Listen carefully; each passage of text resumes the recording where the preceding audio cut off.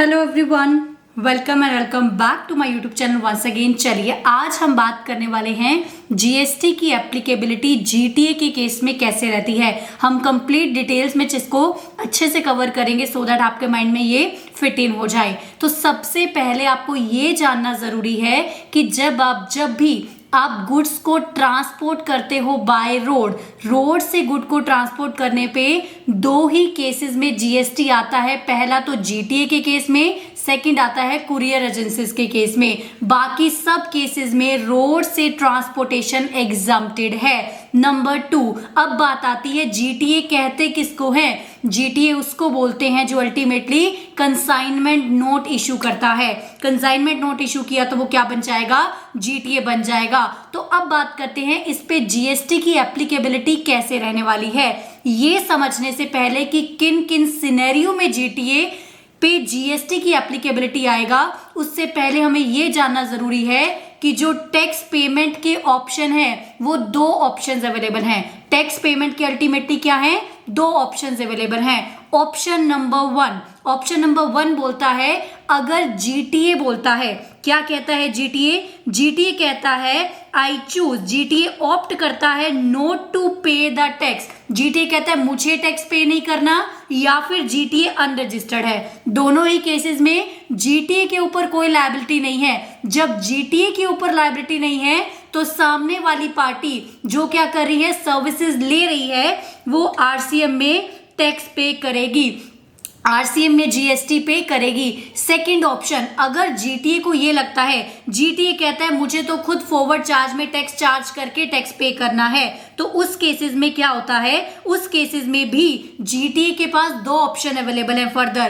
क्या है, या तो वो फॉरवर्ड चार्ज का मतलब क्या है, जो सप्लायर ऑफ द सर्विसेज है, जो जीटीए है, वो खुद टैक्स पे करे तो 5% वो पे कर सकता है या फिर वो 12% पे कर सकता है। दोनों में डिफरेंस क्या है, दोनों में डिफरेंस ये है, अगर जीटीए 5% में फॉरवर्ड चार्ज में टैक्स देता है तो जीटीए को खुद की परचेजेस पे, जो परचेजेस वो अपने बिजनेस के लिए कर रहा है, उस पे उनको आईटीसी नहीं मिलेगा। लेकिन अगर वो 12% पे देता है, 12% पे करता है, तो उसको क्या मिल जाएगा, खुद की परचेजेस पे आईटीसी मिल जाएगा। मैं यहाँ पे बात कर रही हूँ जीटीए की परचेजेस पे, सामने वाली पार्टी जो एक्चुअल में टैक्स पे कर रही है उसकी बात नहीं कर रही हूं। वो तो एनीवे क्या करेगा, अपना टैक्स पे करेगा तो उस पे आईटीसी ले लेगा। बात यहां पर हो रही है जीटीए के बारे में। जीटीए को खुद की परचेजेस पे कब आईटीसी मिलेगा, कब आईटीसी नहीं मिलेगा। तो दो ऑप्शन हो गए, जीटीए आरसीएम में, जीटीए की सर्विसेज पे आरसीएम में टैक्स कब जाएगा, या तो जीटीए खुद ऑप्ट कर रहा है कि मुझे टैक्स नहीं पे करना है, या फिर वो अनरजिस्टर्ड है। अगर वो ऑप्ट करता है खुद की मैं खुद टैक्स पे करूंगा, देन ऑल्सो उसके पास दो ऑप्शन है, जिसमें एक में उसको अपना आईटीसी मिल जाएगा खुद की परचेजेस पे। ये समझ में आया, आ गया।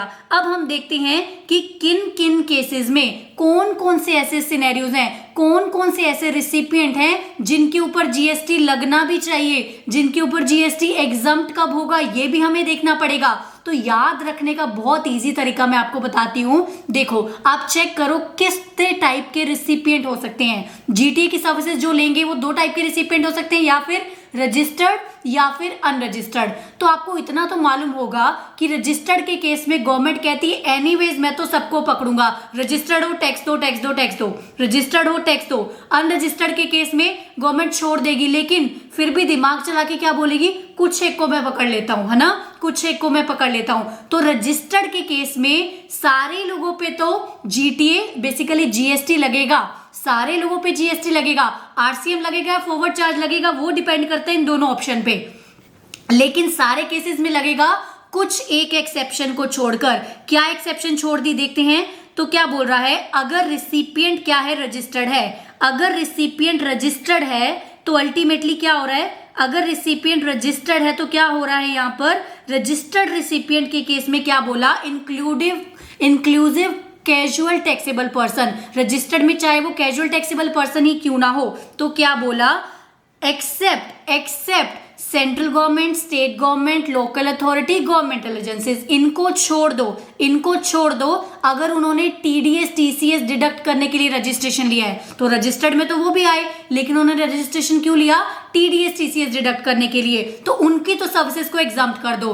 बाकी जितने भी रजिस्टर्ड पर्सन बच गए वो सब जीएसटी के दायरे में आ जाएंगे, मतलब उन सब पे जीएसटी की एप्लीकेबिलिटी हो जाएगी। हमने क्या याद रखा था? रजिस्टर्ड के केस में सभी को पकड़ लिया, कुछ को छोड़ दिया, तो टैक्स आरसीएम में आएगा या फिर फॉरवर्ड चार्ज में, वो ऊपर जो हमने ऑप्शंस देखे उसके हिसाब से हो जाएगा। अगर पर्संस अनरजिस्टर्ड हैं, रिसिपिएंट क्या है? अनरजिस्टर्ड है, तो गवर्नमेंट कहेगी अनरजिस्टर्ड को वैसे तो नहीं पकड़ना, लेकिन कुछ एक को हम पकड़ लेंगे। कुछ एक में कौन कौन से लोग आएंगे देख लेते हैं। वैसे तो क्या है, क्या लिखा है? GST applicability for below specified person, जो नीचे लोग हैं भले ही वो अनरजिस्टर्ड हो, इन पे तो भी जीएसटी की एप्लीकेबिलिटी आएगी। उसके अलावा सारे लोगों को एग्जम्प्ट कर दिया गया है। तो ये लोग कौन कौन से हैं? ये लोग हैं factory, society, body corporate. Factory जो फैक्ट्री एक्ट में रजिस्टर्ड है, सोसाइटी जो सोसाइटी एक्ट में रजिस्टर्ड है, बॉडी कॉर्पोरेट, कोऑपरेटिव सोसाइटी जो कोऑपरेटिव सोसाइटी एक्ट में रजिस्टर्ड है, पार्टनरशिप फर्म। अब ध्यान रखना, पार्टनरशिप फर्म भले ही रजिस्टर्ड हो या फिर अनरजिस्टर्ड हो, वो इन दोनों इसी दायरे में आ जाएगी। तो अब बात आती है अनरजिस्टर्ड के केस में। पार्टनरशिप फर्म तो आ गया, तो रजिस्टर्ड है तो ऊपर चला जाएगा, अनरजिस्टर्ड है तो यहां भी आ जाएगा। तो मतलब पार्टनरशिप फर्म के केस में दोनों ही केसेस में क्या आ जाएगा? जीएसटी लग जाएगा। अब बात आती है जीएसटी कैसे लगेगा, फॉरवर्ड चार्ज या फिर रिवर्स चार्ज। पहली बात, अगर उसने ऑप्ट किया है कि वो नहीं पे करेगा जीटीए टैक्स, तो आरसीएम में दे देंगे ये सभी लोग आरसीएम में देंगे टैक्स, भले ही रजिस्टर्ड नहीं है तो भी इनको आरसीएम में टैक्स देना पड़ेगा। उसके बाद रजिस्ट्रेशन लेके आरसीएम में टैक्स देंगे। उसके बाद क्या बोलता है, उसके बाद बात आती है ऑप्शन 2 के केस में, अगर वो खुद ऑप्ट करता है तो फॉरवर्ड चार्ज में टैक्स लग जाएगा। चलिए, आई होप आपको समझ में आया वो जीटीए का अंडरस्टैंडिंग, जीएसटी की एप्लीकेबिलिटी यहाँ पर। तो चलिए मिलते हैं next time. Till then bye bye, take care everybody. If you also want to know some of the other important section, some of the other important concept जिस पे आपको जीएसटी समझना है, then you can write in the comment section below. I will make the video on that. Till then bye bye everybody.